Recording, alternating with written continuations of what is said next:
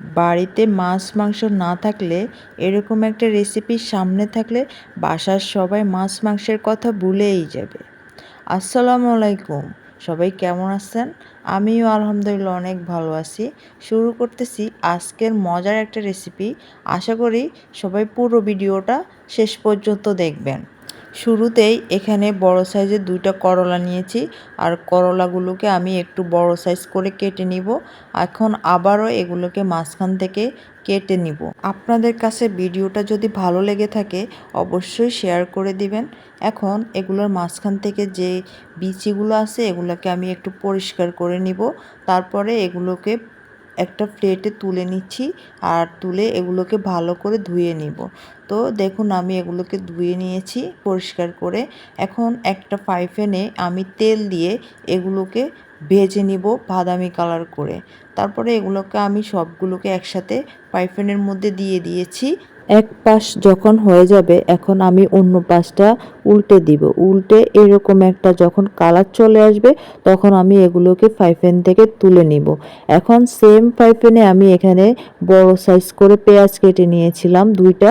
এখন আমি পেঁয়াজগুলোকে দিয়ে দিচ্ছি তেলের মধ্যে, সাথে কিছুটা রসুন দিয়ে দিচ্ছি, আর দিয়ে দিচ্ছি কয়েকটা কাঁচা লঙ্কা, দিয়ে দিচ্ছি কয়েকটা শুকনো লঙ্কা। তো ঝালটা আপনারা আপনাদের পরিমাণ মতো দিবেন, যে যেরকম খাবেন। এখন নিয়ে নিচ্ছি এখানে মাছের যে লেজের অংশটা ওটাকে আমি নিয়ে নিচ্ছি, নিয়ে এটাকে একটু লবণ দিয়ে ওই ফ্রাই প্যানের মধ্যে একটু ভেজে নিব। তো ভেজে নেওয়ার পরে এখন আমি একটা প্লেটে তুলে নিচ্ছি, আর এখন দিয়ে দিচ্ছি এখানে রসুন ভাজা আর শুকনো মরিচ ভাজা, তারপর পেঁয়াজ ভাজা, আর হচ্ছে কাঁচা লঙ্কা ভাজা, আর একটু লবণ দিয়ে এগুলোকে আমি খুব ভালো করে মিক্স করে নিব। তো যখন একটু মিহি করে এগুলোকে মেখে নিব, তারপরে এটার সাথে এখন দিয়ে দিচ্ছি করলা ভাজাটা, আমি যে করলাগুলো ভেজে রেখেছিলাম। আর নতুন নতুন রেসিপি পেতে হলে আপনারা সবসময় আমার ভিডিওর সাথেই থাকবেন। এখন দিয়ে দিচ্ছি মাছের যে লেজের অংশটা, ওটা থেকে আমি কাঁটাগুলো বেছে এখন এগুলো ভর্তার সাথে দিয়ে দিচ্ছি, দিয়ে এগুলোকে ভালো করে মিক্সড করে নিব। আর এখন আমি এটার সাথে একটু সরিষার তেল দিয়ে দিচ্ছি, তাহলে খেতে অনেক বেশি মজা হবে। অবশ্যই এই রেসিপিটা আপনারা বাসায় একবার হলেও ট্রাই করবেন। যে কোনো মানুষ, আমার বিশ্বাস এই ভর্তাটা এত বেশি মজার, সবাই পছন্দ করতে বাধ্য হবে।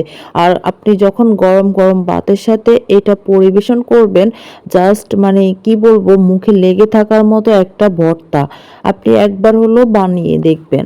আপনারা যে যেখান থেকে দেখুন না কেন, যদি ভিডিওটা আপনাদের কাছে ভালো লাগে সবাই কমেন্টস করবেন, তাহলে আমি যেন আপনাদেরকে ধন্যবাদটুকু দিতে পারি। আর আজকের মতো ভিডিওটা এ পর্যন্তই। সবাই ভালো থাকবেন, সুস্থ থাকবেন। পরবর্তী ভিডিও দেখার জন্য সবাইকে আমন্ত্রণ জানাচ্ছি। আল্লাহ হাফেজ।